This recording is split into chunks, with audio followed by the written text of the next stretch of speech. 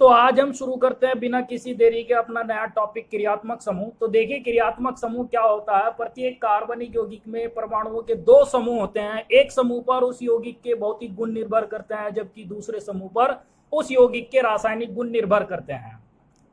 ठीक है ना। तो अब देखिए क्रियात्मक समूह क्या होगा। क्रियात्मक समूह जिस समूह पर किसी कार्बनिक यौगिक के रासायनिक गुण निर्भर करते हैं उसे हम क्या कहते हैं, क्रियात्मक समूह कहते हैं। एज ए एग्जांपल हम यहां पर लेते हैं जैसे CH3OH, CH3OH। और एक और एग्जांपल लेते हैं कहीं, अभी बात क्लियर हो जाएगी क्या क्रियात्मक समूह है। एक ले लिया हमने CH3Cl। तो अब देखिए इन दोनों में क्या है।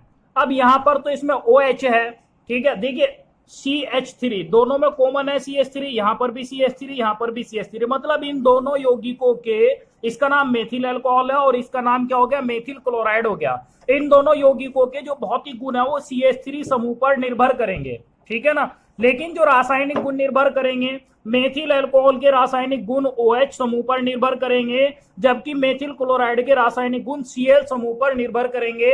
तो इस तरह से हम कहेंगे OH और Cl दोनों ही क्या है, क्रियात्मक समूह है। दोनों ही क्या है, क्रियात्मक समूह है। OH अल्कोहल क्रियात्मक समूह हो गया और Cl क्या हो गया, क्लोराइड क्रियात्मक समूह हो गया। वैसे भी आपको दिखाई दे रहा होगा इस OH के बदलने पर, जैसे OH के स्थान पर हमने यहाँ Cl ले लिया तो इनकी रासायनिक गुण बदल जाएंगे, ठीक है ना।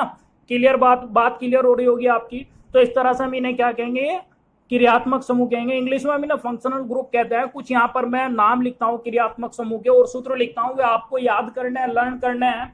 जैसे अल्कोहल हो गया, अल्कोहल का क्रियात्मक समूह देखिए क्या होता है। अल्कोहल का क्रियात्मक समूह होता है सिंगल बॉन्ड OH।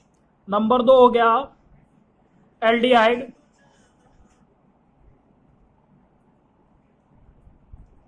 तो देखिए एल्डिहाइड का क्रियात्मक समूह क्या होगा। एल्डिहाइड का क्रियात्मक समूह होता है सिंगल बॉन्ड CHO। या हम इसे इस तरह से लिख सकते हैं, सिंगल बॉन्ड C, ये H हो गया ना, तो सिंगल बॉन्ड H और डबल बॉन्ड O, ऐसे भी हम इसे लिख सकते हैं। तो ये एल्डिहाइड का क्रियात्मक समूह हो जाएगा। नेक्स्ट आ गया, आप एक और लेते हैं हम कीटोन। कीटोन का क्रियात्मक समूह होता है single bond CO single bond, या हम इस तरह से लिख सकते हैं सिंगल बॉन्ड C। ऑक्सीजन द्विसंयोजी परमाणु होता है तो double bond O single bond हो गया। आगे इसी तरह से एक और लेंगे क्रियात्मक समूह जिसे हम कहेंगे कार्बोक्सिलिक अम्ल। कार्बोक्सिलिक अम्ल। तो देखिए कार्बोक्सिलिक अम्ल का क्रियात्मक समूह क्या होगा। कार्बोक्सिलिक अम्ल का क्रियात्मक समूह होगा सिंगल बॉन्ड COOH, या हम इसे इस तरह से लिख सकते हैं single bond C double bond O single bond OH। ये कार्बोक्सिलिक अम्ल का क्रियात्मक समूह हो गया। तो क्रियात्मक समूह की आपकी कॉन्सेप्ट क्लियर हो गई होगी। चलिए अब नेक्स्ट टॉपिक हम शुरू करते हैं। हमारा नेक्स्ट टॉपिक है जातीय श्रेणी। देखिए क्या होती है। यदि एक समान क्रियात्मक समूह वाले कार्बनिक यौगिकों को उनके बढ़ते हुए अणुभार के क्रम में रखा जाता है तो एक श्रेणी बनती है जिसे सजातीय श्रेणी कहा जाता है। तो मैंने आपको बताया एक समान क्रियात्मक समूह वाले कार्बनिक यौगिक होंगे और उन्हें कैसे रखेंगे, उनके बढ़ते हुए अणुभार के क्रम में रख देंगे, जिससे क्या बनेगी, एक श्रेणी बनेगी। उसे ही हम क्या कहेंगे, सजातीय श्रेणी कहेंगे। एग्जाम्पल के तौर पर हम यहाँ अल्कोहल सजातीय श्रेणी के प्रथम 5 सदस्य लिखते हैं, इससे आपकी बात क्लियर हो जाएगी सजातीय श्रेणी की। अल्कोहल सजातीय श्रेणी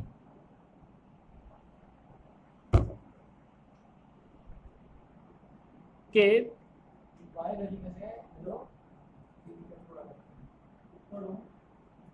प्रथम 5 सदस्य निम्नलिखित है।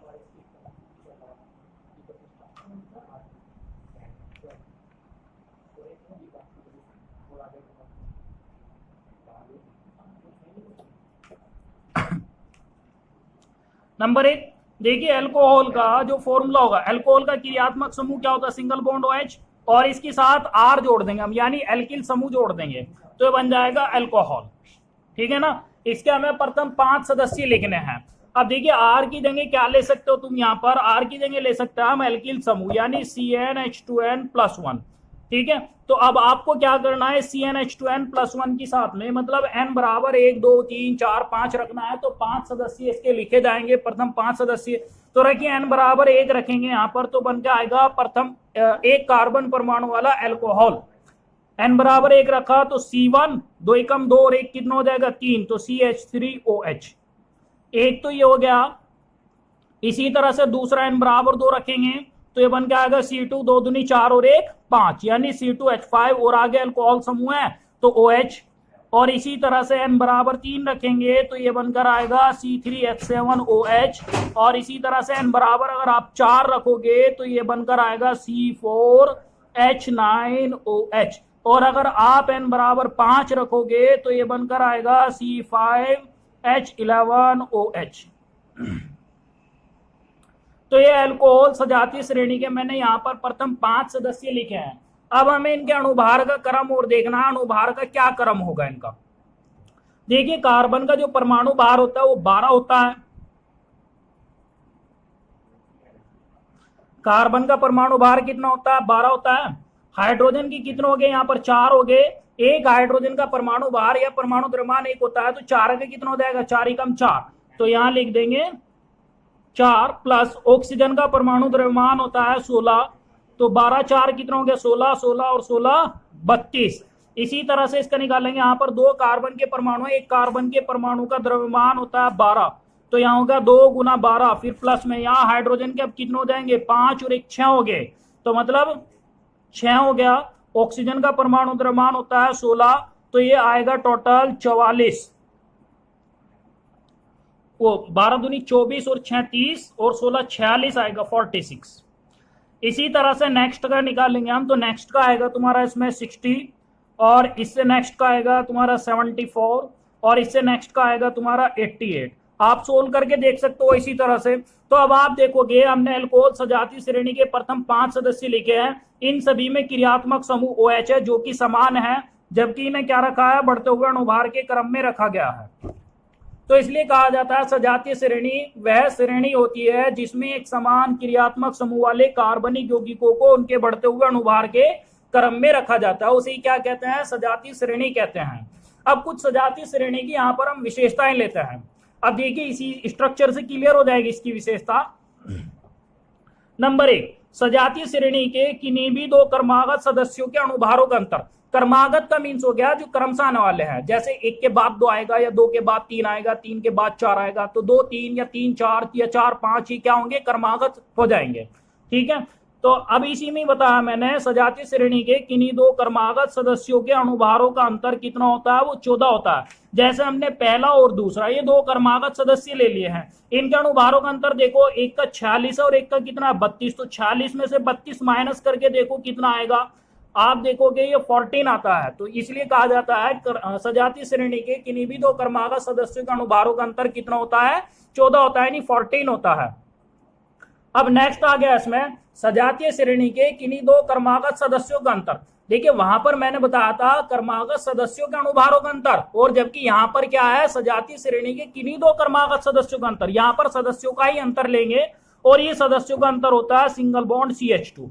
अब देखिए जैसे पहला और दूसरा ये 2 क्रमागत सदस्य ले लिए, अब इन दोनों का अंतर निकाल कर देखेंगे। यहाँ पर दूसरा सदस्य हो गया C2H5OH, मतलब कार्बन और हाइड्रोजन का अंतर निकलेगा, और पहला सदस्य हो गया इसमें CH3OH। OH से OH खत्म हो गया, 2 कार्बन में से 1 कार्बन गया तो 1 कार्बन रह गया, 5 में से 3 हाइड्रोजन गए तो कितने रह जाएंगे, 2 हाइड्रोजन रह जाएंगे। तो इस तरह से कितना अंतर आया है, सिंगल बॉन्ड CH2 का अंतर आया है। तो एक आ जाएगा सजातीय श्रेणी के किन्हीं 2 क्रमागत सदस्यों का अंतर सिंगल बॉन्ड CH2 होता है, जबकि अणुभारों का अंतर कितना होता है, 14 होता है। सजातीय श्रेणी के प्रत्येक सदस्य का जो क्रियात्मक समूह होता है वो एक समान होता है। सजातीय श्रेणी के प्रत्येक सदस्य का क्रियात्मक समूह एक समान होता है। ये इसकी विशेषताएं हैं जो मैंने आपको सजातीय श्रेणी की विशेषताएं बताई है। नेक्स्ट टॉपिक में हम डिस्कस करेंगे हाइड्रोकार्बन के बारे में। आज के टॉपिक में यही डिस्कस करना था।